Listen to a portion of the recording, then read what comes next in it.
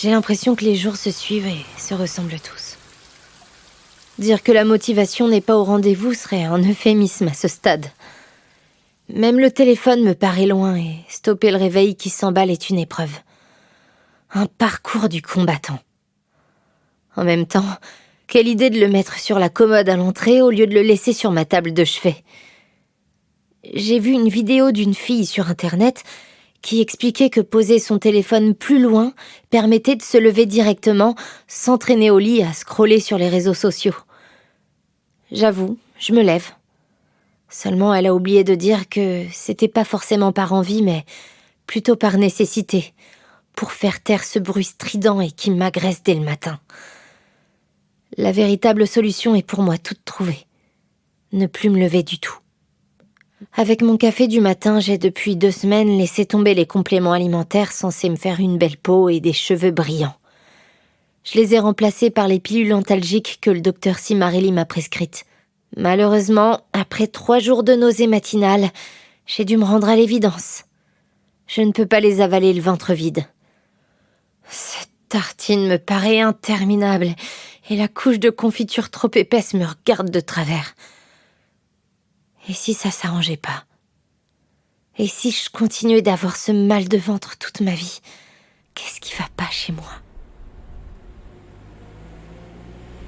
Je suis dépitée d'avance par la journée qui s'annonce. J'ai les yeux rivés sur l'application calendrier de mon téléphone, les écouteurs enfoncés dans les oreilles et la tête qui brinque-balle contre la vitre de l'autobus. Autant de réunions différentes et de nouveaux projets d'un coup. Tout ça me bottait bien avant, mais je sens qu'en ce moment, j'ai pas la force d'affronter tout ça. J'ai pas la force, j'y arriverai pas. Je m'en sens pas capable.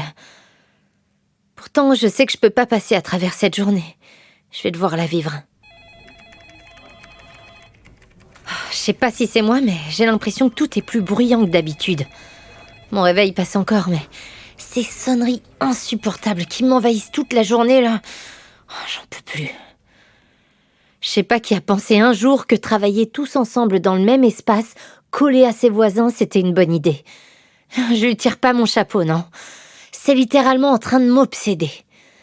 Je tourne en boucle sur les mêmes idées. Je relis la même ligne 3 fois pour comprendre ce que je raconte. Et leur cliquetis de clavier aussi. Je pense que certains doivent croire qu'ils sont obligés de taper sur ces pauvres machines pour qu'elles obéissent. Quelle bande de brutes. Un café. Il me faut un café. Et une pause. Même si à ma montre, il n'est que 10h23. Je vais jamais y arriver. Ce mec est tout le temps pendu à la machine à café. Pourtant, il boit rien. Il se contente de coller son épaule au plastique et d'attendre les minettes de la communication pour discuter de son week-end sans demander de nouvelles du leur. Mon ventre fait de drôles de bruit et je me planque un peu sur une des tables hautes, en retrait. J'écoute le calme des couloirs déserts et de la moquette qui étouffe les pas. Enfin un peu de répit. À la traditionnelle question de Sacha qui passe par là, j'ai répondu « Ça va, oui, merci, et toi ?» sans vraiment écouter la réponse. Je lui parle sans grand intérêt de mes maux de ventre, de mon rendez-vous il y a 15 jours, des médicaments qui n'ont pas l'air de faire effet. J'imagine jamais les réponses des gens avant de les entendre, mais alors là, je pouvais pas appréhender ce qu'elle allait me demander. Ce hors-sujet complet. Ouais, ça me froisse. Moi, animer une réunion client imprévue cet après-midi. J'ai envie de répondre « T'as vu dans quel état je suis ?» Mais je suis presque sûre que de l'extérieur, j'ai l'air parfaitement humaine et en forme. Je m'entends répliquer « Non, non, vraiment, je t'assure, j'ai une tonne de travail en retard, tu sais, comme j'ai pris ma matinée hier et tout, j'ai pas le temps. » Et elle semble déçue, sûrement embêtée d'avoir à se la coltiner elle-même. De retour à mon bureau, ma to-do list semble me lancer un regard accusateur. Je ressasse cette microscopique conversation avec Sacha. Bien sûr que j'ai pas le temps d'animer cette réunion, vu toutes les tâches en retard qui m'attendent. Et comme je suis pas fichue de me concentrer, ça avance pas. De toute manière, j'aurais jamais eu le courage de faire bonne figure devant mes collègues, et encore moins devant nos clients. Je sais même pas pourquoi elle m'a demandé ça à moi. Je présente jamais rien directement aux clients, ou vraiment très rarement. Moi, je suis la petite main dans l'ombre, celle qu'on voit pas mais qui fait.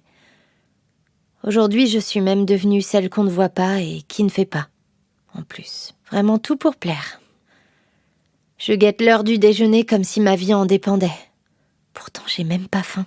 Et lorsque je vois les autres partir en pause, je m'empresse de les suivre comme un petit chien curieux qu'on aurait oublié d'appeler. Sandwich ou salade? Même ce dilemme me paraît impossible à résoudre. Ils ont l'air tous tellement enjoués en ce mardi midi. De mon côté, si je fais les comptes, j'ai commencé le mois chez le médecin, j'ai mal au ventre, au dos, à la tête. Je mets plus d'1 heure à m'endormir le soir, en tout cas c'est ce que dit ma montre connectée. Du coup, le constat est bof bof. On est mardi, je suis crevée, incapable de faire face à la semaine qui va, je pense me broyer littéralement.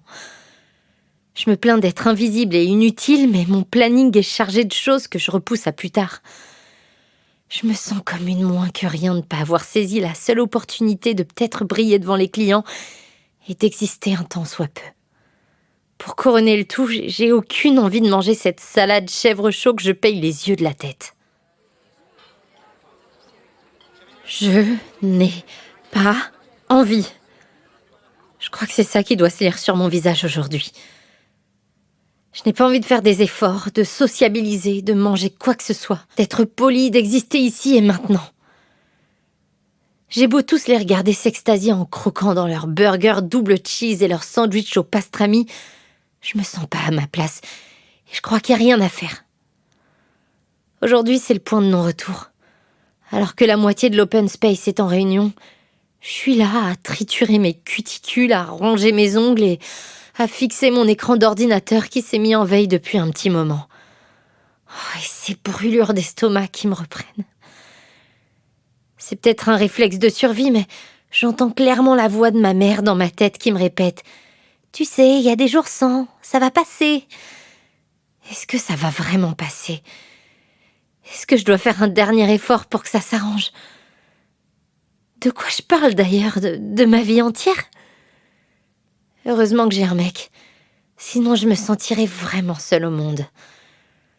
Je contemple mon reflet dans l'écran noir. J'ai l'air d'une de ces vieilles filles de séries télé que plus personne ne regarde. J'ai les cheveux filasses. Mes cernes sont creusées sous mes yeux un peu bouffis et je sens une larme qui coule déjà sur ma joue. Je comprends pas comment je peux me mettre dans des états pareils juste en laissant mon cerveau tourner sans garde-fou.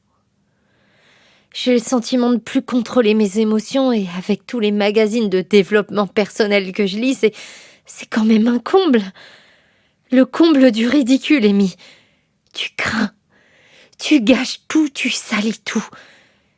Il suffirait que tu te bouges un peu pour avoir la vie que tu veux. Mais je suis tellement fatiguée. Et merde, je suis en retard surtout. J'arrête pas de me demander si je manquerais à quelqu'un si je disparaissais d'un seul coup. Alors que la vraie question c'est, est-ce que quiconque le remarquerait? Cette question tourne dans ma tête sans s'arrêter.